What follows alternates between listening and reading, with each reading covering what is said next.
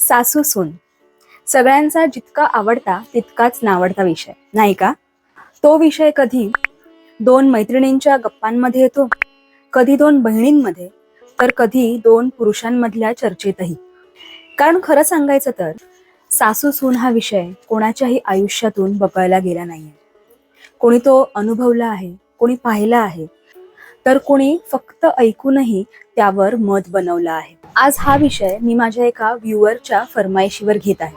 आपला शब्दसंवाद हा एक परिवार झाला आहे आणि आपल्या परिवारापैकी कोणी फरमाईश केली तर ती कशी मोडायची? नमस्कार, मी श्रद्धा राणे पवार शब्दसंवादच्या या नव्या कोऱ्या भागात तुमचं स्वागत करते. आतापर्यंत तुम्ही मला फक्त ऐकत आणि बघत आला आहात, पण आता तुम्ही माझ्याशी संवादही साधू शकता.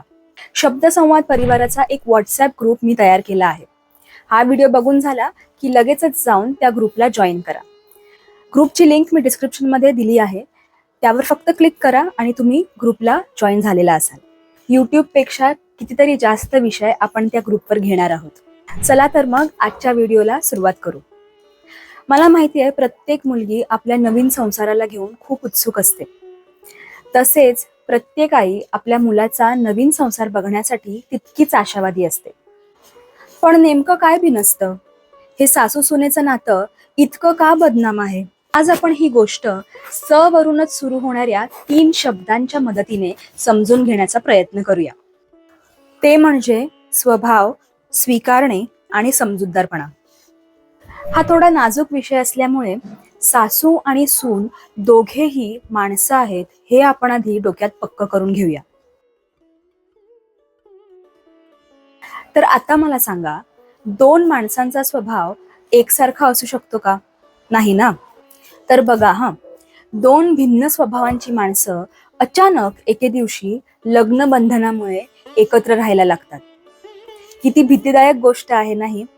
आणि त्यातल्या त्यात ही 2 माणसं बायका असतील तर मग बघायलाच नको. म्हणून कुठल्याही निष्कर्षावर पोहोचण्याच्या किंवा एकमेकींना जज करण्याच्या आधी दोघींनाही एकमेकींचे स्वभाव समजून घेणं अत्यंत गरजेचं आहे. समाजाने काही रूढी आणि परंपरा आपल्यासाठी आखून ठेवल्या आहेत, म्हणून आपण पण त्या आंधळेपणाने फॉलो केलंच पाहिजे असं काही नाहीये.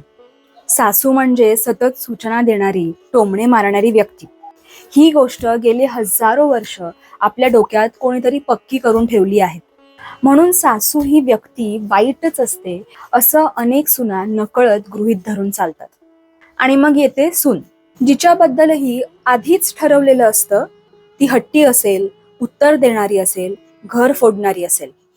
या 2 प्रतिमांमध्ये अडकतात खऱ्या माणसांच्या भावना आणि नातं सुरू होण्याआधीच त्यावर गैरसमजाचं ओझं चढलेलं असतं.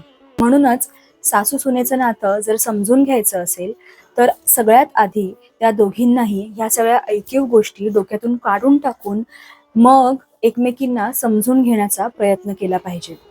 एकमेकांचा स्वभाव पारखला पाहिजे. तेव्हा कुठे एक नवीन नातं हळूहळू उमजायला लागेल. एकदा का एकमेकींचे स्वभाव कळले ना की मग येतो आपला दुसरा स, म्हणजेच स्वीकारणे. हे बघा, तुम्हालाही माहिती आहे की स्वभावाला औषध नसतं. मग आपल्याकडे एकच पर्याय उरतो, तो म्हणजे एकमेकांचे स्वभाव स्वीकारणे. आता तुम्हीच मला सांगा, आपण आपल्या नवऱ्याचा स्वभाव स्वीकारतो की नाही? मग हेही थोड्याफार फरकाने तसंच आहे. सवत माझी लाडकी या चित्रपटातील हा डायलॉग ऐका. पण दादासाहेब वहिनी माझ्यावर रागवले. अगं आपल्या सासरची माणसं आहेत ती, त्यांचा राग आल्या आल्याच जातो बघ. त्या फ्रीजवरचं एन्व्हलप नेऊन दे त्यांना. एन्व्हलप? संध्याकाळच्या पिक्चरची तिकीट आहेत त्यात. तूच आणली म्हणून सांग, खुश होतील मंडळी. अगं ही साधी माणसं आहेत, लहानशा गोष्टींनी सुद्धा इतकी खुश होतात. आणि ती खुश झाली ना की आपला माणूस सुद्धा खुश. 4 वर्षाच्या संसारानंतर मला तर बाबा पटलं हे. मला माहितीये अनेक पिढ्यांपासून चालू आलेला विषय आहे हा. त्यामागची अढी मनातून जायला खूप वेळ लागेल. कधी कधी माणसं कळायला एक क्षण पण पुरेसा असतो, पण कधी कधी पूर्ण आयुष्यही अपुरं पडतं. तसंच सासू सुनेचं नातं उलगडायला, समजायला बरीच वर्षही उलटू शकतात. आणि आपला तिसरा आणि शेवटचा स म्हणजे समजूतदारपणा. एकदा का स्वभाव कळले, मग ते स्वीकारले, मग उरतं ते समजून घेणं. पण गंमत बघा ना, दोघीही स्त्रीच असतात, पण तरीही विचारांमध्ये इतकी तफावत कशी काय? हा विचार सगळ्यांनाच पडतो की नाही? याचं उत्तर माझ्याकडेही नाहीये. पण बहुधा हा 2 पिढ्यांमधला फरक असावा. आपण आपल्या आईशी सुद्धा भांडतोच की. फक्त तिकडे हक्क असतो म्हणून आपल्याला त्याचा फारसा फरक पडत नाही. पण सासू सुनेचा विषय आला की दोघींच्याही मनात येतात ते संकोच, संशय आणि समानता. पण त्याच विरुद्ध जर आपण ह्या सगळ्या भावना वगळून एकमेकांशी समजूतदारपणे वागलो ना, तर आपलं जग, आपल्या आजूबाजूचं जग आणि एकंदरीतच सगळं जग सुंदर बनेल, नाही का? तर ह्या झाल्या काही गोष्टी ज्या आपण आपल्या आयुष्यात आत्मसात करू शकतो. पण ह्या उपरही जर तुम्हाला उदाहरण सकट जर काही गोष्टी समजून घ्यायच्या असतील तर मला कमेंट सेक्शनमध्ये लिहून कळवा. मी ह्यावर अजून एक डिटेलमध्ये व्हिडिओ बनवेन. तर मग मंडळी, आजचा विषय तुम्हाला कसा वाटला हे मला नक्की लिहून कळवा.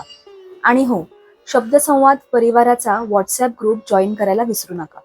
लिंक खाली डिस्क्रिप्शनमध्ये दिलेली आहे. चला तर मग आपल्या आवडत्या विषयांवर वैचारिक चर्चा करूया. अजून एक गोष्ट, जर तुम्हाला हा विषय आवडला असेल आणि व्हिडिओमधले मुद्दे पटले असतील तर हा व्हिडिओ जास्तीत जास्त लोकांपर्यंत पोहोचवा. आणि आपलं नेहमीचंच, आजचा व्हिडिओ आवडला असेल तर आपल्या चॅनलला सबस्क्राईब करायला विसरू नका. चला भेटूया पुढच्या व्हिडिओमध्ये अजून एका नवीन विषयासोबत.